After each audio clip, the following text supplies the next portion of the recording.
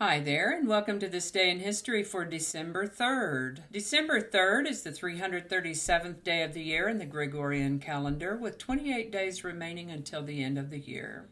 Today we're going to start in 1776, when George Washington arrived at the banks of the Delaware. In a letter dated December 3rd, 1776, General George Washington wrote to Congress from his headquarters in Trenton, New Jersey, to report that he had transported much of the Continental Army's stores and baggage across the Delaware River to Pennsylvania. In 1818, Illinois became the 21st state. In 1894, Scottish novelist, poet, and essayist Robert Louis Stevenson, a writer most noted for Treasure Island, Kidnapped, Strange Case of Dr. Jekyll and Mr. Hyde, and Child's Garden of Verse, died on this day in 1894, at the rather youngish age of 44. He'd suffered from bronchial troubles most of his life. Robert Louis Stevenson. In 1904, Jupiter's moon Himalia was discovered by Charles Dillon Perrine at California's Lick Observatory. In 1910, modern neon lighting was first demonstrated by George Claude at the Paris Motor Show.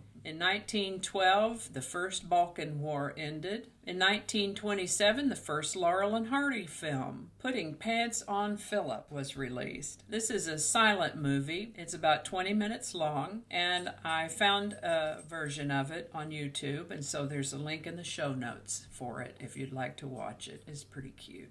In 1947, A Streetcar Named Desire opened on Broadway. In 1948, oh my, this is the birthday of English singer-songwriter Ozzy Osborne. In 1949, American singer-songwriter Mickey Thomas, best known as one of the lead vocalists of the group Jefferson Starship, Mickey Thomas was born on December 3rd, 1949. 1951, American race car driver Rick Mears was born on this day. He's retired now, but he won the Indy 500 4 times, and he's a 3-time IndyCar Series World Series champion. It's been a long time since I watched a car race, but his name was familiar to me when I saw it.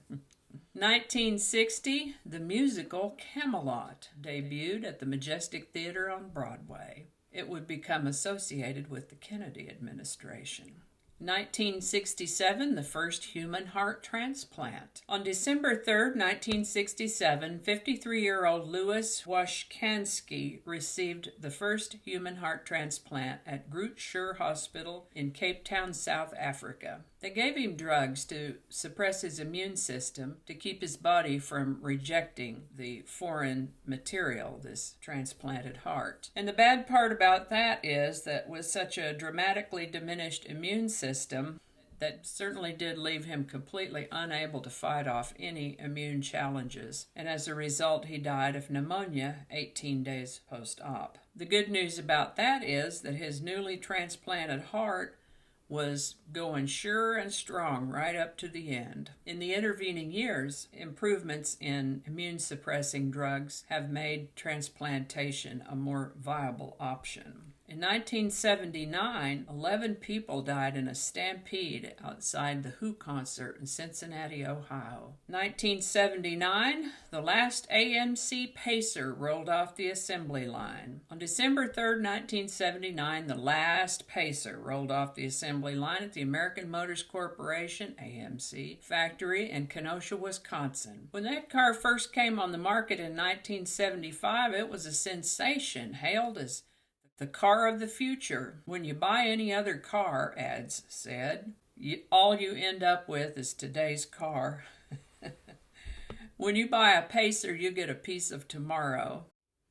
But by 1975, see, only 4 short years later, sales had faded considerably. Today, polls and experts agree the Pacer was one of the worst cars of all time. Now, I don't know about that, but polls and experts agree, so who am I to say? 1981, the American farmer Walter Knott, who founded Knott's Berry Farm, died on December 3rd, 1981 at the age of 91.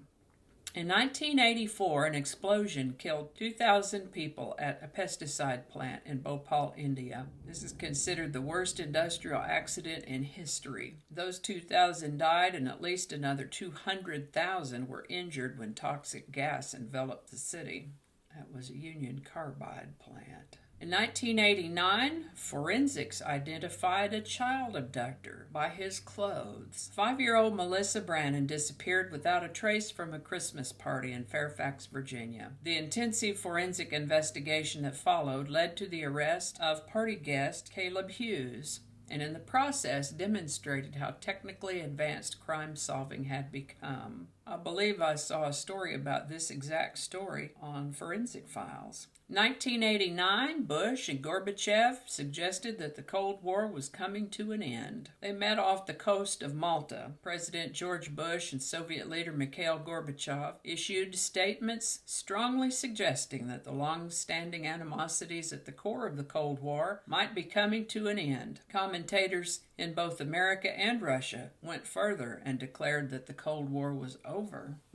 I guess nobody told Hillary. Anyway, I think that's going to do it for us today. As always, links to my research are included in the show notes. Thanks for watching. Give it a like if you enjoyed this video, and consider subscribing if you haven't already. Feel free to share if you found this video interesting or entertaining or informative. And check out my other channel, 8 Susquehanna. There's a link in the show notes to that as well. Thanks again, and I'll see you next time. Okie dokie, Smokey. Let's say that again. Blah, blah, blah, coffee mug. It's late enough in the day that we're off coffee and on fizzy water. Just read the words. Just read the words. That's a lot of words. Okay, now let's one more time. Hope I pronounced that right. Thank goodness for editing. Who knows what evil lurks in the hearts of men? She's not a man. And this is why I don't do live shows.